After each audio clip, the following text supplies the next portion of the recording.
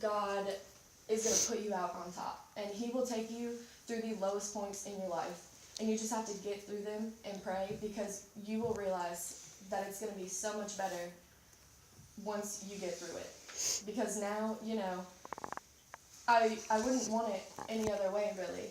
Because I would rather be here, being able to speak to you guys about that, than having them together in that kind of way, if that's what it takes for me to be here to talk to you guys about Jesus. And so, lastly, I just want to talk to you guys about seeking God and being persistent. So next we're going to turn to Matthew 7, verse 7 and 8.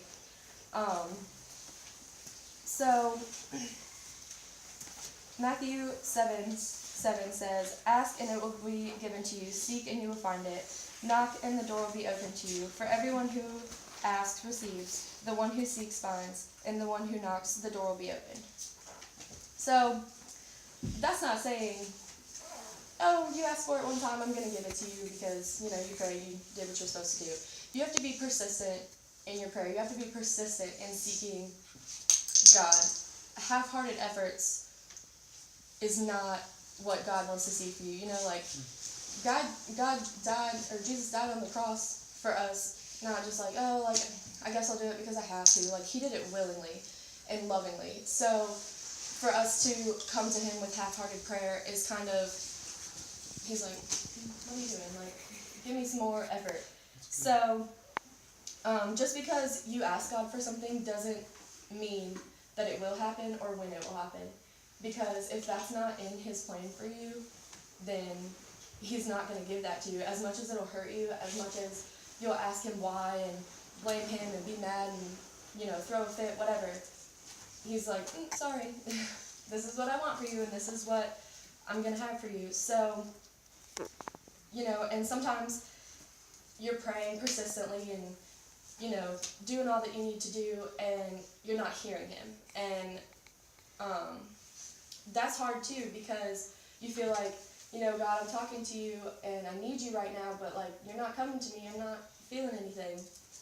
It takes time and patience and being still and just opening your heart to really clearly, fully hear him. And when he's ready, he will come to you and, tell you what to do, and then you'll have a realization and you're like, oh, this is what I need to do. So, I just encourage you guys to fully surrender yourself to Jesus and just let him take over your life. Like I said earlier, it's refreshing to just be like, I can't do it, I need you. And it's okay to need help. It's okay to need guidance. That's what Jesus is here for. Jesus wants to help you. He wants to give you guidance. And it's okay to say, I'm not okay, I need help. I can't do this alone, because I promise you, you can't.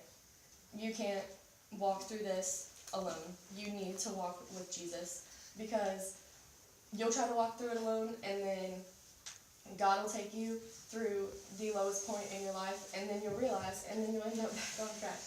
Trust me, I know. But it's just really important that we give all of who we are to him, because he gave everything for us. And he loves us unconditionally, obviously, as you all know. But so I just encourage you guys to truly live your life for God and take these experiences that you've had this weekend and go out into the world, into your school, into your work, and be his light, and truly just let him take control of your life. And I know it's hard to just throw your hands up and be like, okay, because I'm one of those people that likes to have a plan down to a time, down to a second, down to a minute, have my whole life planned out until I'm 30, ideally. But it's not going to happen, because God is, going to tell me what to do. He's going to point me in the right direction. He's going to use me for what he wants me to do. And it's, like I said, it's hard to just fully just surrender and just be like, I can't do it, use me for what you want, but that is our purpose here. You know, like I said, I don't know what my purpose yet is at Lynchburg College, but I know that whatever it is, it's going to be to benefit him and the other people around me. So, thank you all for paying attention. I'm going to pray real quick, and then we can head out. Or actually, Harley and Luke are going to sing again. Dear Lord, thank you so much for this amazing opportunity that we've had this weekend.